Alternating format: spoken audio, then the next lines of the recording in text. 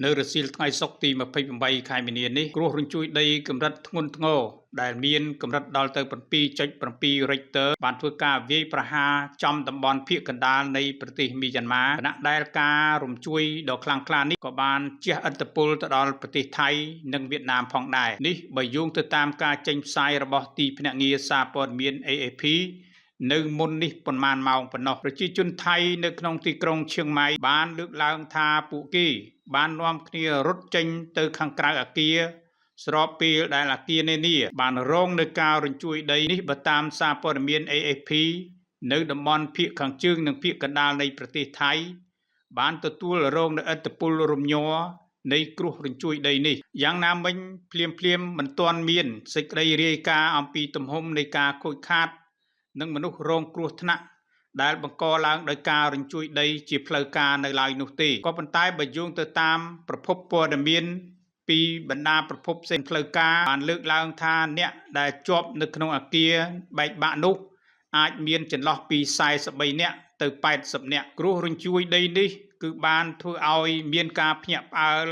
មិនមែនតែប្រទេសមីយ៉ាន់ម៉ាប្រទេសថៃនោះទេក៏មានការភ្ញាក់ផ្អើលដល់ប្រទេសកម្ពុជាយើងផងដែរហើយនៅក្នុងពេលប្រមាណម៉ោងមុននេះមានបណ្ដា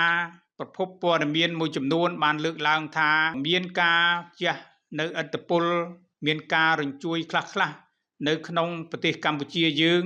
ប៉ុន្តែមិនមែនជាប្រភពផ្លូវការនៅឡើយនោះទេដោយឡែកនៅក្នុងម៉ោងប្រមាណជា2រសៀលថ្ងៃទី28នេះអគារខ្ពស់នៃវិមានកាណាឌីយ៉ានៅក្នុងទីក្រុងភ្នំពេញ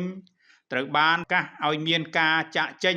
ដើម្បីមានសុវត្ថិភាពទៅដល់អ្នកនៅក្នុងអគារទាំងនោះដោយឡែកអ្នកនាំពាក្យនៃគណៈកម្មាធិការជាតិគ្រប់គ្រងគ្រោះមហន្តរាយរបស់ប្រទេសកម្ពុជាគឺលោកសុតកឹមកុលមុនីបានប្រាប់អ្នកសារព័ត៌មានថារហូតមកដល់ពេលនេះមិនទាន់មានសេចក្តីរាយការណ៍ហេតុការណ៍គ្រោះរញ្ជួយដីនៅកម្ពុជានោះទេគណៈដែលអាជ្ញាធរកំពុងតែតាមដាននិងប្រមូលនៅទិន្នន័យអំពីហេតុការណ៍ដែលពលរដ្ឋកំពុងតែមានការភ្ញាក់ផ្អើលថាមានការរង្គើផ្នែកខ្លះនៅរាជធានីភ្នំពេញនិងតាមបណ្ដាខេត្តមួយចំនួននោះដែរបាទប្រិយមិត្តនេះគឺជាព័ត៌មានជាបន្ទាន់និងជាបឋមមួយដែលមានការជួយដីនៅប្រទេសមីយ៉ាន់ម៉ាហើយនៅមីយ៉ាន់ម៉ានោះគឺមានការរញ្ជួយនៅកណ្ដាលក្រុងតែម្ដងរហូតដល់7.7 រិចទ័រការរញ្ជួយនេះក៏មានការរាលដាលទៅដល់ទីក្រុងបាងកកដែលមានកម្រិត7.3 រិចទ័រនៅឯទីក្រុងឈៀងម៉ៃនេះដែលមានកម្ពស់30ជាន់ហើយដែលគេបានលើកឡើងថា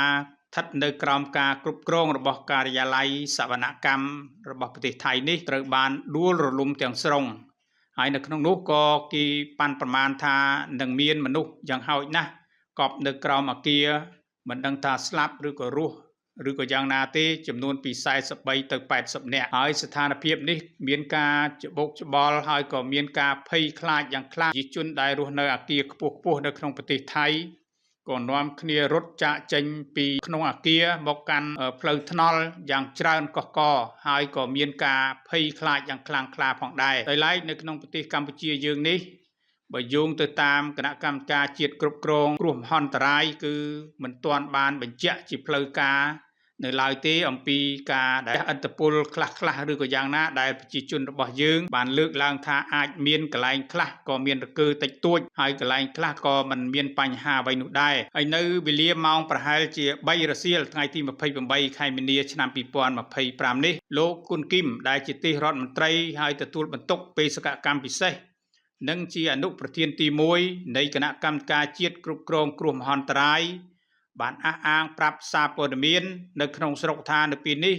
មន្ត្រីជំនាញកំពុងតែធ្វើការប្រមូលនៅព័ត៌មានបន្ថែមទៀតបីធ្វើការវាយតម្លៃនិងសន្និដ្ឋានជំហានដំបូងជុំវិញហេតុការណ៍រង្គើនេះដោយសង្ស័យអាចជាការជះឥទ្ធិពលមកពីហេតុការណ៍រញ្ជួយដី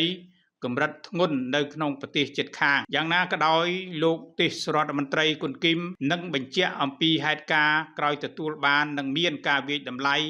នៃការរញ្ជួយដីនេះ